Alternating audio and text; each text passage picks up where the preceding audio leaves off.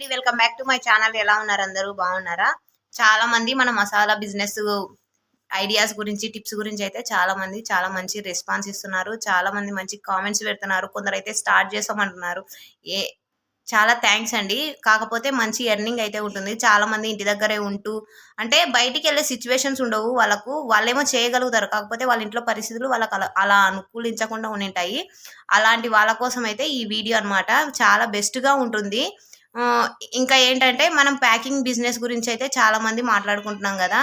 ఓవరాల్‌గా నేను ఒకటి చెప్పాలనుకుంటున్నాను. మనకు ఈ షీట్స్ అనేది మనం ప్రిపేర్ చేసినప్పుడు ఏమైతాదంటే కొన్నిటి మీద లాభాలొస్తాయి. కొన్నిటి మీద అయితే లాభాలు రావు. కొన్ని హై కాస్ట్ రేట్ ఉంటాయి. అవి మనకి ఎంత చేసినా గానీ మనకైతే ఆ రేట్‌కి, ఈ రేట్‌కి సెట్ అవ్వదనమాట.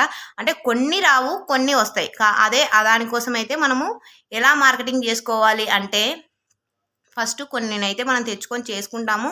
వాటినైతే అమ్ముతాము. వాటితో పాటు ఇవి అమ్ముతాం కాబట్టి మనం ఓవరాల్‌గా మనం ఎన్నైతే షీట్స్ ఒక పర్ డేకొచ్చేసి ఒక 70 అలా అమ్మేసామనుకోండి. ఒక 70, 80 అమ్మేసినామనుకోండి. ఈజీగా అయితే ఒక 4,000 అబోనే వస్తాయి. 2,000 మనకు ఖర్చులు తీసేసుకున్న ఒక 2,000 సర్లేండి. 2,000, 2,500 తీసేసినా గానీ ఒక 1,500 వరకైతే మాత్రం మనకైతే మిగులుతది. అది మనకే అనమాట. మళ్ళీ మన పెట్రోలు, డీజిల్ అంటే మనం పెట్రోల్ పోసుకొని కదా పోయేది బండిలో. అవి ఒక ఖర్చులు ఒక 500 మ్యాక్స్ పోవు. మనం ఎంత పోయినా గానీ ఒక 20 కిలోమీటర్స్ కంటే ఎక్కువేం తిరగము. ఒక 20 ఇంకా ఎవరన్నా జెంట్స్ చేసుకోవాలి, అబ్బాయిలు చేసుకోవాలి అనుకునే వాళ్ళైతే మాత్రం ఒక 40 కిలోమీటర్స్ చేసుకున్నా కూడా ఈజీగా అయితే ఒక లీటరు ఒక 150 తీసేసినా కానీ మనకైతే మంచి ఎర్నింగ్ అయితే ఉంటుంది. దీనిలో చేసుకోవాలనుకునే వాళ్ళకైతే బెస్ట్ అనమాట. ఫస్ట్ అయితే మనము ఎవరైతే చేయాలి అనుకుంటున్నారో వాళ్ళు మాత్రము కొద్దిగా మొత్తంలో తెచ్చుకొని చేసుకోండి. ఎందుకంటే అలా చేసినప్పుడు మనకి ఏంటంటే బయట కాంపిటీషన్ అనేది ఎవరున్నారు ఏంటి అనేది కూడా చూసుకోవాలి కదా. ఒకేసారి బల్క్లో తెచ్చేసుకొని మనకి పోలేదనుకోండి మనకి బాధే ఉంటుంది. చెప్పిన నాకు బాధే ఉంటుంది. అంటే మీరు కామెంట్స్ చేస్తారు మళ్ళా మేము ఇన్ని తెచ్చేసుకున్నాము అసలు మీ మాటలని పోలేదు అనేసి అంటారు. అలాంటివి ఉండకుండా ఫస్ట్ అయితే కొద్దిగా తెచ్చుకోండి. కొద్దిగా తెచ్చుకొని మనకేంత కాంపిటీషన్ ఉంది, ఇక్కడ మనకు క్యాపబిలిటీ ఉందా లేదా, మనం చేస్తే పోతాయా లేదా, సర్లే అవి పోలే ఇంకేమన్నా పోతాయా అని వాళ్ళనే అడగచ్చు. మనము పోతా ఉంటే అన్నీ తెలుస్తూ ఉంటాయి. వాళ్ళు చెప్తారు ఇవి ఉన్నాయా మీ దగ్గర, ఇవి ఉన్నాయా, ఇవి లేవా అనేసి అడుగుతూ ఉంటారు. అలా అడిగినప్పుడు మనకు ఐడియా అనేది వస్తుంది అనమాట. ఇప్పుడు ఒక 4 షాపులకు పోయినాము, మన దగ్గర కొన్ని వస్తువులే తీసుకొని పోయినాం అనుకోండి. వాళ్ళు ఇవి అడుగుతారు. ఆ దాంట్లో 4గిట్లో ఒక 3 అయితే ఈక్వల్గా ఉంటాయి. అంటే మనకి ఆ 3 ఎగ్జాంపుల్ చెప్తాను.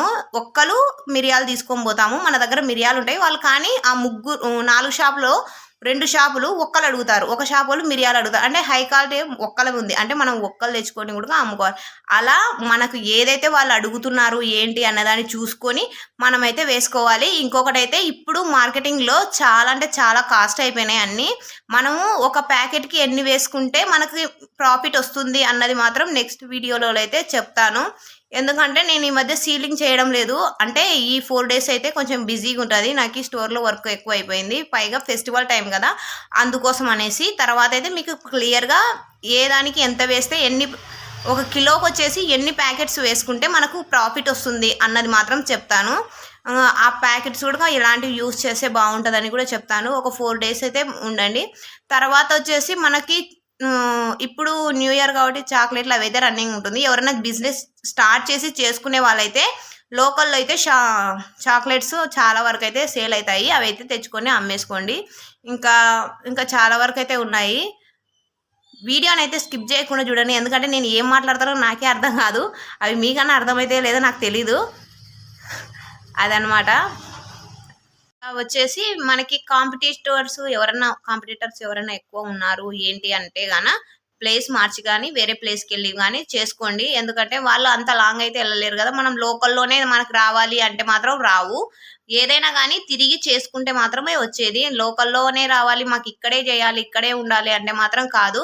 కొంచెం తిరిగితే మాత్రం కస్టమర్స్ మనం డైలీ వీక్లీ పోయినాం అనుకోండి. అంటే ఇప్పుడు ఈ షాప్ దగ్గరికి ఒకసారి వెళ్ళినాక మళ్ళీ నెక్స్ట్ డే మళ్ళీ ఒక 1 వీక్లో ఒకసారి అలా వెళ్తా ఉంటే వాళ్ళకి ఏమవుతుంది అంటే ఓహో వీళ్ళు డైలీ వీళ్ళు వస్తున్నారు కాబట్టి మనం వీళ్ళ దగ్గర తీసుకున్నాం అనుకోండి, మనకు డైలీ అయితే మనకు సేవ్ ఉంటుంది అన్నట్టు. వాళ్ళు కూడా ఒకసారి తీసుకోరు. ఫస్ట్లో పోయినప్పుడు ఎవరు తీసుకోరు. ఎందుకంటే వాళ్ళకి ఆల్రెడీ ఫస్ట్లో వేసే వాళ్ళు ఉంటారు. వాళ్ళు వేసేవాళ్ళు కాదని మన దగ్గర అయితే తీసుకోరు కదా. అందుకోసం అయితే ఫస్ట్లో వెళ్ళండి. మళ్ళీ ఒక 2-3 డేస్ తర్వాత గ్యాప్ ఇచ్చి వెళ్ళండి.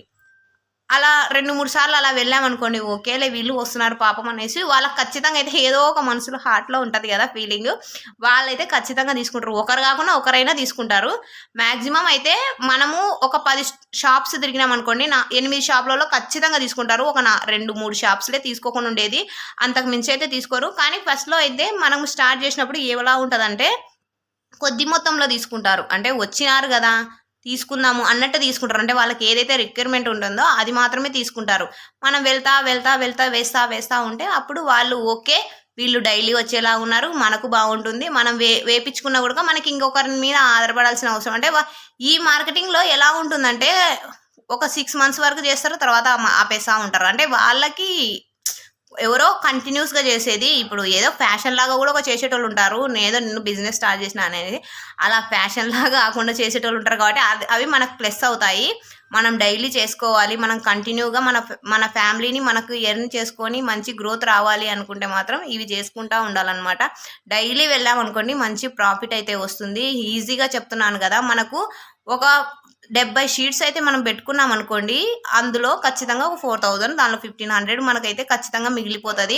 ఓవరాల్ షీట్ మీద తీసుకోవాలి. ఇండివిడ్యువల్ మీద ఎప్పుడైతే తీసుకోకూడదు. ఇప్పుడు మనకి ఒక్క షీట్ మీద మాత్రమే మనం కావాలి ప్రాఫిట్ అంటే మాత్రం రాదు. ఓవరాల్ షీట్ మీద మనం పర్ డే ఎన్ని తీసుకెళ్తున్నాం, దాని మీద మనకెంత ఖర్చయింది అంటే ఒక్కొక్క దాని మీద ఖర్చు రాసుకోకూడదు. ఓవరాల్ మీద మనకెంత ఖర్చయింది, ఆ ఖర్చులో మనకి ఖర్చు తీసేను ఎంత మిగిలింది అన్నది చూసుకుంటే మనకు ప్రాఫిట్ అన్నది కనబస్తది.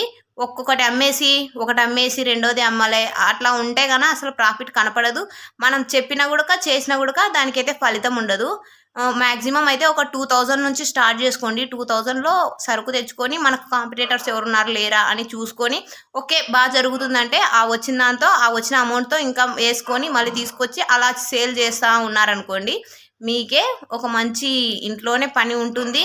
ప్లస్ ఇంకొకటి ఏంటంటే, మనం ఒకరి దగ్గరికి వెళ్లి పని చేయాల్సిన అవసరం ఉండదు. మన ఫ్యామిలీని మనం చూసుకుంటూ ఉండొచ్చు. హ్యాపీగా అయితే ఉండొచ్చు. మీరైతే ఈ వీడియోని కంటిన్యూగా చూసి స్కిప్ చేసినందుకు ఒక లైక్ అయితే కొట్టేసేయండి. Thanks for watching. Bye bye. మరి రేపు అయితే ఒక మంచి టిప్స్‌తో అయితే మీకు చాక్లెట్స్ కూడా ఉన్నాయని చెప్పాను.